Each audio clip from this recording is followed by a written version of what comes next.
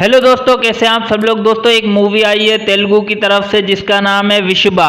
ये 2025 में ये मूवी आई है। एक्शन ड्रामा इस मूवी के अंदर है और IMDb पे इसको 8.9 की रेटिंग मिली जो कि काफ़ी ज़्यादा है। और इसकी जो टाइमिंग है, यानी इस मूवी को देखने के लिए आपको जो टाइम देना पड़ेगा वो 2 घंटे 17 मिनट की आपको ये मूवी देखनी पड़ेगी। इस मूवी के अंदर एक्टर्स की बात की जाए तो मेनली 3 एक्टर्स हैं जो कि कहानी इर्द गिर्द घूमती है। मोहनलाल इस मूवी के अंदर होते हैं और इस मूवी के अंदर उनका नाम होता है आदित्य वर्मा। बेसिकली ये पूर्ण जन्म के कर्मों की सजा इस जन्म में मिलेगी, ऐसी एक कहानी बनाई गई है। समरजीत लंकेश भी होते हैं इस मूवी के अंदर और इस मूवी के अंदर नाम होता है उनका तेज वर्मा जो कि आदित्य वर्मा के बेटे होते हैं। रागिनी द्विवेदी भी इस मूवी के अंदर होती हैं और इस मूवी के अंदर उनका नाम होता है लीला देवी। अब बात करते हैं इसकी स्टोरी के बारे में। तो स्टोरी के अंदर दिखाते हैं शुरुआत में आदित्य वर्मा जो है बेसिकली अपने पूर्ण जन्म में एक राजा होता है और लीला देवी जो होती है वो उसकी रानी होती है। तो ये दोनों अपने राज्य में राज कर रहे होते हैं। इनके पूर्वज जो है एक मणि की रक्षा कर रहे होते हैं जो कि इनको देवों ने दी होती है। तो इनके पूर्वज जो है उस मणि की रक्षा कर रहे होते हैं। काफी सारे लोग उस मणि को चुराने के लिए आते हैं लेकिन इनके पूर्वज उनका खात्मा कर देते हैं। ये लोग उसकी सुरक्षा कर रहे होते हैं। फिर होता है कि एक राक्षस इस मणि को लेने के लिए आता है अपनी सेना लेके, लेकिन ये लोग जो है लीला देवी जो है उसको सारे राक्षसों को मार देती है और जो है आदि फिर उस बड़े वाले राक्षस को जो है मारने के लिए निकल पड़ता है अपने घोड़े को लेके और वो भी भाग रहा होता है। तो आदि जो है तीर कमान से उसके राक्षस के ऊपर चला देता है। राक्षस तो मर जाता है लेकिन तीर जो है उसके जरिए जो है उस राक्षस को तो मारता ही है, लेकिन उसके आर पार निकल के एक छोटे से बच्चे जो कि अब माँ अपने बच्चे को लेकर जा रही होती है उसके जो है सीने में लग जाता है। तो वो बच्चा मर जाता है। उसकी माँ उसकी लाश लेके गोद में ले रो रही होती है और जो है वहां पे आदि आ जाता है। आदि जब ये सब देखता है तो उससे माफी मांगने लग जाता है, लेकिन उसकी माँ उसको श्राप देती है कि जैसे मैंने अपने बेटे की मौत देखी है तू भी अपने बेटे की मौत देखेगा और ये जो है मेरा श्राप है। फिर वो जब वापस आता राज्य में तब उसको पता चलता है उसकी बीवी वैसे भी गर्भवती होती है तो वो बच्चे को डिलीवर करने आ रही होती है। तो जब बच्चा दुनिया में आता है तब जो उनके राजगुरु होते हैं ना वो बताते कि बच्चे के ऊपर काल का योग है, मृत्यु योग बन रहा और इसकी मृत्यु होगी, जरूर होगी। तो वो अपने बेटे की मृत्यु को टालने की जो है भगवान से प्रार्थना कर रहा होता है। और ये बात जब रानी को पता चलती है कि जो है आदि ने मतलब आदित्य ने क्या क्या किया है और उसको कौन सा श्राप मिला है तो वो भी काफी परेशान हो रही होती है। फिर जो होता है ये फिर वो क्या करती है कि जो है ना फिर ये लोग जब जा रहे होते हैं प्रजा के अंदर जो है तोहफे वगैरह बांट रहे होते हैं, सडनली समंदर के अंदर जो है इनके बेटा गिर जाता है। तो जो है लीला बोलती है कि ये गिर गया तो जो है तो फिर जो है आदि जो है उसी वक्त समंदर में छलांग मारता अपने बेटे को ढूंढने के लिए। तो कट टू जो है करंट लाइफ के ऊपर दिखाते हैं 2025 में। 2025 में आदित्य वर्मा एक बिजनेसमैन बन चुका होता है। उसके पीछे कुछ गुंडे भी पड़े होते हैं लेकिन उनका बेटा जो है तेज वो उन सारे गुंडों को मार के अवार्ड सेरेमनी होती है तो जो है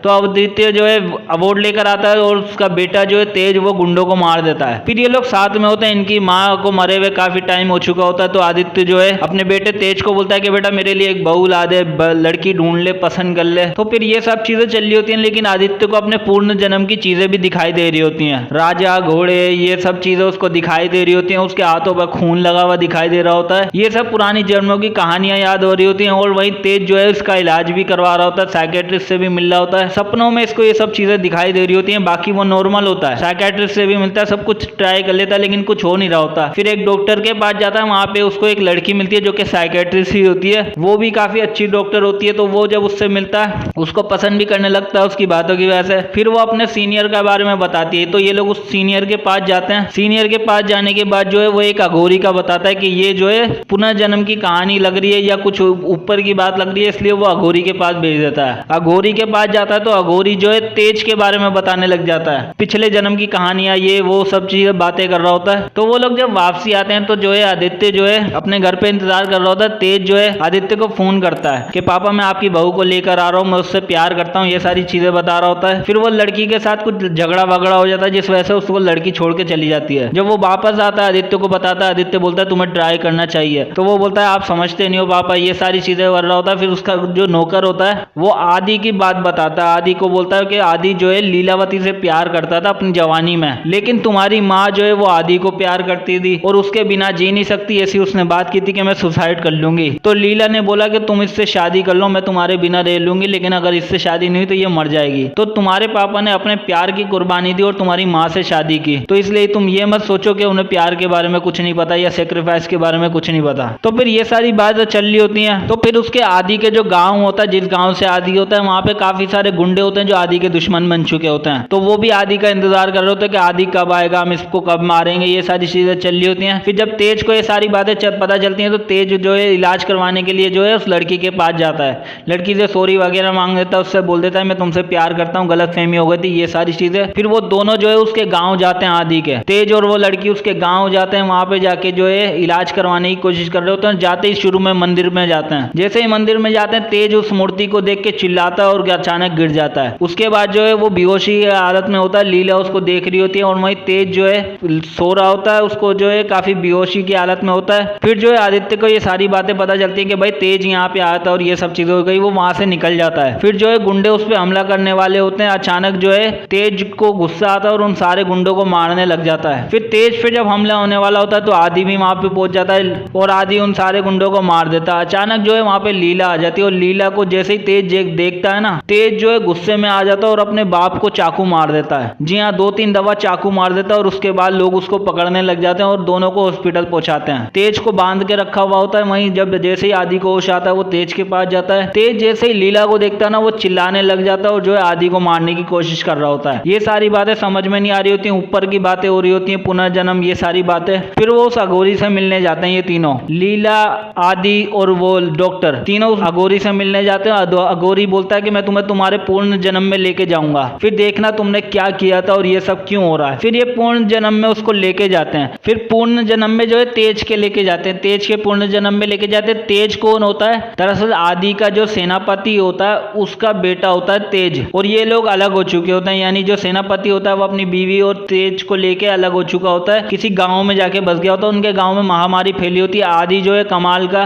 योद्धा तो होता है, लेकिन तेज भी कमाल का योद्धा होता है, लड़ने में एक्सपर्ट होता है, काफी सारे लोगों को मार चुका होता है। तो उनके गांव में महामारी आ जाती है तो उसको खत्म कर नहीं पा रहे होते ये लोग। एक आदमी आता है, बोलता है कि वो जो मणि है, उस मणि को जो है अगर तुम लेकर अपने गांव में आ गए, तुम्हारे गांव में सब कुछ अच्छा हो जाएगा, क्योंकि उस राज्य के अंदर वो मणि है और उस राज्य में कभी कोई बीमारी नहीं आई, सुख सुविधा सब कुछ है, वहां पे शांति से लोग रह रहे हैं। अगर वो मणि यहाँ आ गई कुछ दिनों के लिए तो सब कुछ सॉर्ट आउट हो जाएगा और सही हो जाएगा। तो ये बात जो है तेज को जब पता चलती है, तेज उस मणि को लेने निकल पड़ता है अपने बाप को बिना बताए, जबकि बाप मना करता है कि नहीं वो हमारी अमानत नहीं है, वो हमारी चीज नहीं है। तेज वहां जाता है, चोरी करते हुए पकड़ा जाता है। फिर जब आदि के सामने पेश किया जाता है तो वो आदि को चुनौती दे देता है तेज लड़ने की। तो फिर ये बात जब रानी को यानी लीला को पता चलती है, लीला बोलती है कि कोई बात नहीं, वो उसको हरा देंगे, उन्हें नहीं पता है। यानी आदि जो है वो काफी कमाल का योद्धा है, वो बच्चा है अभी, उसको कुछ नहीं पता। तो फिर वो जब युद्ध देता है तो ये लोग लड़ने फिरने लग जाते हैं। फिर जो है तो उसके बाद आदि जब उस पर एक हमला करता है ना, तो उसके दिल पे एक निशान होता है, वो दिख जाता है। और वो निशान कौन होता है? वो राज मुद्रा का निशान होता है, जो कि आदि के पूर्वजों के यानी कि आदि के सीने पे भी जब भी कोई राजमहल में कोई बच्चा पैदा होता है जो कि राजा का बेटा होता है, तो उसके सीने पे वो निशान लगाया जाता है ताकि ये पता लग सके कि ये कौन है, राज घराने का है। और जब उसके सीने पे वो निशान दिखता है तो वो समझ जाता है कि ये मेरा ही बेटा है और वो युद्ध छोड़ के चला जाता है और तेज वहीं रहता है। फिर ये सारी बातें जब पता चलती हैं कि मैं अपने बेटे को ही मारने वाला हूँ, भगवान की यही इच्छा है, ये सब क्या हो रहा है, तो ये सारी जब बातें पता चलती हैं तो वो अचानक युद्ध भूमि में फिर से आ जाता है आदि और तेज से लड़ने लग जाता है। तेज से लड़ते लड़ते जो है